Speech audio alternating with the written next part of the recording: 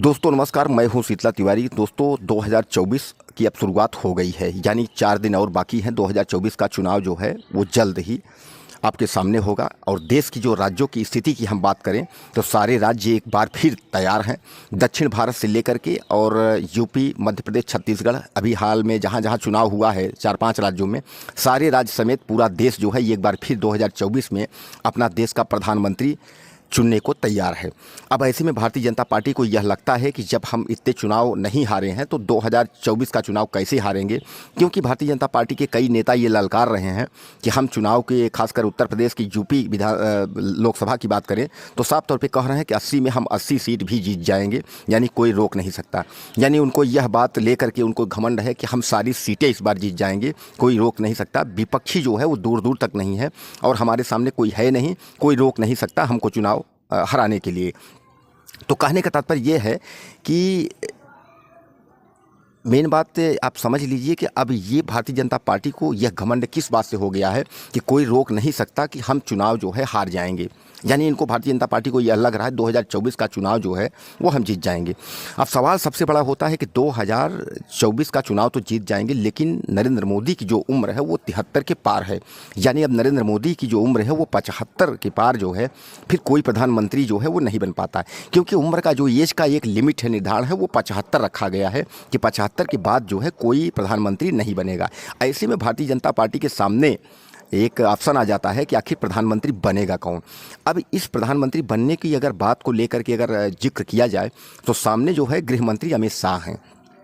लेकिन अमित शाह, आज तक आपने देखा है कि जो देश का गृह मंत्री रहा है उसको प्रधानमंत्री पद की जो है कुर्सी मिली नहीं है, यानी प्रधानमंत्री बन नहीं पाया देश का गृह मंत्री।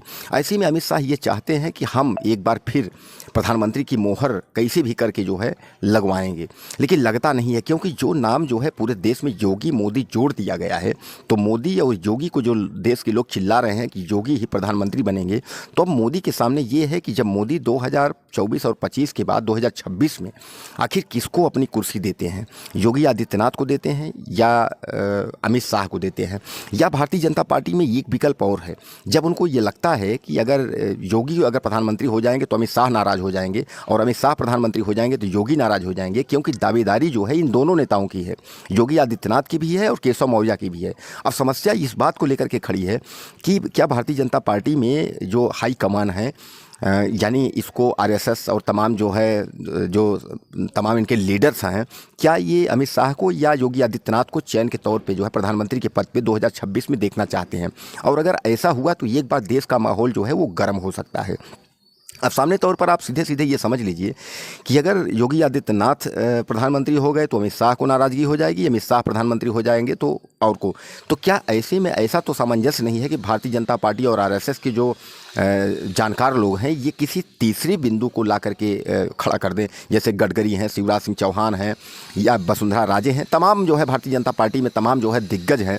हालांकि इनको जो चुनाव 2023 में जो विधानसभा के चुनाव हुए हैं, इन चुनावों में इनको दरकिनार कर दिया गया है और इनको कहीं का नहीं छोड़ा गया है। इनको कोई पद जो है विधानसभा स्तर यानी राज्य में जो है कोई पद न तो मंत्री का दिया गया है और न तो इनको कोई पद दिया गया है। अब समस्या सबसे बड़ा बात यह है कि आखिर जब इनको कोई पद नहीं मिला है तो अब ये क्या करेंगे।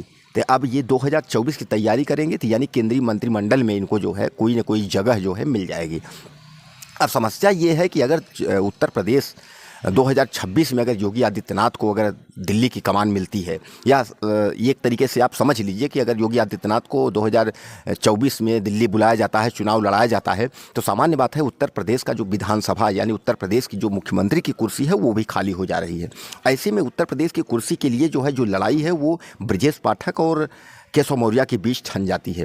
हालांकि केशव मौर्य 2017 से जो है उम्मीद लगा करके बैठे हैं कि कहीं ना कहीं हमको जो है मुख्यमंत्री जो है उत्तर प्रदेश का बनाया जाएगा, लेकिन बराबर उनको जो है 2017 और 2022 दोनों बार उनको जो है डिप्टी सीएम यानी उप मुख्यमंत्री बना करके उनके आंसू पोंछ दिए गए। लेकिन इससे केशव मौर्य संतुष्ट नहीं है, वो ये चाह रहे हैं कि उत्तर प्रदेश के जो है पूरा फुल पावर जो मुख्यमंत्री होता है जैसे योगी आदित्यनाथ हैं, यह दर्जा हमको मिले। और यही जो है बात जो है तो आपके ब्रजेश पाठक में है। ब्रजेश पाठक भी यही चाहते हैं कि हम उत्तर प्रदेश के मुख्यमंत्री बने, क्योंकि ब्रजेश पाठक जो है वो आपके अमित शाह के बहुत चहेते हैं। अब सबसे बड़ा सवाल यहाँ ये खड़ा होता है कि अगर ब्रजेश पाठक बन जाते हैं तो केशव मौर्य नाराज हो जाएंगे, और केशव मौर्य अगर मुख्यमंत्री बन जाते हैं तो ब्रजेश पाठक नाराज हो जाएंगे। अब ऐसे में इन दोनों नेताओं को मनाने के लिए क्या हो सकता है, कहीं तीसरा बिंदु जो है दिनेश शर्मा, यानी कोई और भारतीय जनता पार्टी का नया चेहरा ला करके जो है उत्तर प्रदेश में मुख्यमंत्री के तौर पर भारतीय जनता पार्टी खड़ा कर सकती है। कारण ये है कि अमित शाह जो है, जो चाणक्य माने जाते हैं, तो अमित शाह ये नहीं चाहेंगे कि केशव मौर्य यहाँ के डिप्टी सीएम हों, और केशव मौर्य या तो फिर जो है, अगर केशव मौर्य नहीं होते तो ब्रजेश पाठक डिप्टी सीएम हों। अगर जब समझेंगे कि इन दोनों नेताओं में नाराजगी हो जाएगी, तो कोई तीसरा बिंदु जो है ला करके उत्तर प्रदेश में मुख्यमंत्री के तौर पे खड़ा किया जा सकता है। जैसा आपने देखा मध्य प्रदेश में चाहे छत्तीसगढ़ हो, चाहे राजस्थान, चाहे जो है आपका मध्य प्रदेश, छत्तीसगढ़, राजस्थान, ये तीनों में अगर देखेंगे आप तो सामान्य तौर पे आपको दिखेगा कि जो पुराने चेहरे जिनकी सोच जनता के सामने थी कि यही मुख्यमंत्री बनेंगे, उनको न मौका दे करके और नए मुख्यमंत्री को ला करके जो है खड़ा कर दिया गया। और यही भारतीय जनता पार्टी की ये खास जो है रणनीति है। जो सांसद ये नहीं सोचे रहे होंगे कि सांसद केंद्रीय मंत्री थे, उनको ला करके विधानसभा में मंत्री, यानी राज्य में जो है मंत्री बना दिया गया, और जो सांसद थे उनको सांसदी हटाकर उनको विधायकी का चुनाव लड़ाकर उनको विधायक बना दिया गया। तो यही नीति जो भारतीय जनता पार्टी की है, यह सबके सोच के परे है। आखिर भारतीय जनता पार्टी जो है वो करेगी क्या। अब दोस्तों समझना ये है कि भारतीय जनता पार्टी और ख़ासकर जो है इन तीनों नेताओं में योगी आदित्यनाथ, अमित शाह और नरेंद्र मोदी, इन नेताओं में आगे सामंजस्य बनता क्या है 2024 के बाद। अब अगर हम जहां तक सूत्रों की खबर है तो ये लग रहा है कि नरेंद्र मोदी जो है वो राष्ट्रपति, एक बार राष्ट्रपति देश के बनेंगे। यानी वो देश के राष्ट्रपति जब अगर प्रधानमंत्री चाहे अमित शाह बने, चाहे योगी आदित्यनाथ बने, चाहे कोई तीसरा बिंदु आकर के प्रधानमंत्री बने, लेकिन तब योगी आदित्यनाथ अगर प्रधानमंत्री या मुख्यमंत्री या जो भी हैं, अगर यहाँ से हट के अगर केंद्र की राजनीति डगमगाती है, तो नरेंद्र मोदी को साफ तौर पे जो है, जो हाईकमान, जो आरएसएस के लोग हैं, ये चाहेंगे कि एक बार ये राष्ट्रपति बन जाए। इसलिए कि नरेंद्र मोदी को मार्गदर्शक मंडल में डालने से पहले पार्टी ये चाहेगी कि इनको जो है राष्ट्रपति का ठप्पा दे दिया जाए। और इन्होंने बहुत कुछ किया है देश के लिए, 2014 के बाद से लेकर के और 2000 अभी तक सरकार, 24 तक सरकार बराबर इनके नाम पे बनी जा रही है। वो अच्छे दिन के लोग तलाश में आज भी हैं। और जैसा कि राजस्थान में आपने देखा था, 450 में सिलेंडर लोग लेने को तैयार थे और इसी में वोट दे दिए। उधर लाडली बहना के नाम पर मध्य प्रदेश में जो है वोट भाजपा को मिल गया। इस तरीके से छत्तीसगढ़ में भी लोग 450 के सिलेंडर की आस में बैठे हैं। तो यानी जो बड़े बड़े बैनर पोस्टर इस तरीके की, जो जैसा भी है राजनीति में सब जायब है, झूठ बोलो, मक्कारी करो, कुछ भी करो, लेकिन वोट मिलनी चाहिए। और यह कला अगर सीखनी हो तो नरेंद्र मोदी से अच्छा कोई नहीं जान सकता इस कला को, क्योंकि नरेंद्र मोदी के अंदर यह कला ये है कि अच्छे दिन की आस 2014 से जगाए, 15 लाख का जो है 2 करोड़ नौकरी हर साल, मतलब इस तरीके की जो लालच दे करके और उसके बाद जनता को बेवकूफ़ बना देना। तो देश का ऐसा प्रधानमंत्री जो है आपको शायद ही जब से देश आज़ाद हुआ होगा तो आप किसी को नहीं देखा होगा। और जनता भी इसी लायक है। जनता को 4 साल तक उसकी चमड़ी निकोलो, और चमड़ी निकोलने के बाद 5वें साल जो है उसको थोड़ा थोड़ा लॉलीपॉप दे दो, जनता फिर आपकी हो जाएगी। ये तो जनता को नरेंद्र मोदी और भारतीय जनता पार्टी अच्छे से समझती है कि जनता के साथ होना क्या चाहिए। इसीलिए आप जानते हैं जब सरकार बन जाती है उसके बाद चाहे पेट्रोल हो, चाहे बिजली बिल हो, चाहे गैस सिलेंडर हो, चाहे जो भी हो, आपका जो है ज़बरदस्त एक बार जो है महंगाई उछाल आती है, पैसे खूब वसूल लिए जाते हैं, और जैसे चुनाव आते हैं राबड़ी जो है पूरे देश स्तर, राज्य स्तर बंटने लगती है और जनता खुश हो जाती है।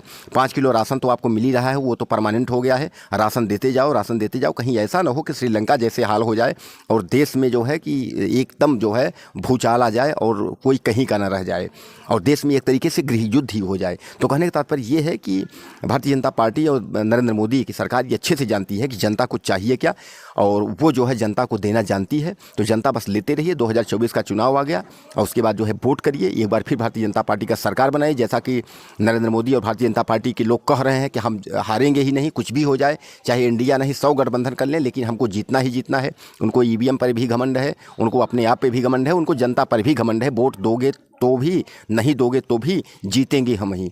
अब दोस्तों हमें आप जो है हमारे वीडियो को आप शेयर करिएगा, चैनल को सब्सक्राइब करिएगा, और हम कमेंट बॉक्स में हमें आप ज़रूर लिखिएगा। मुझे आपके मैसेज का इंतज़ार रहेगा कि आखिर देश का प्रधानमंत्री आप किसको देखना चाहते हैं और उत्तर प्रदेश का मुख्यमंत्री किसको देखना चाहते हैं, और 2024 में सरकार आप जहां हैं, जिस जगह हमारा वीडियो देख रहे हैं, वहां किसकी बना रहे हैं, कौन बन रहा है, कांग्रेस बन रही है या समाजवादी या बहुजन समाजवादी या आपकी भारतीय जनता पार्टी, आप किसकी सरकार बना रहे हैं, आप मुझे ज़रूर मैसेज करिएगा। नमस्कार।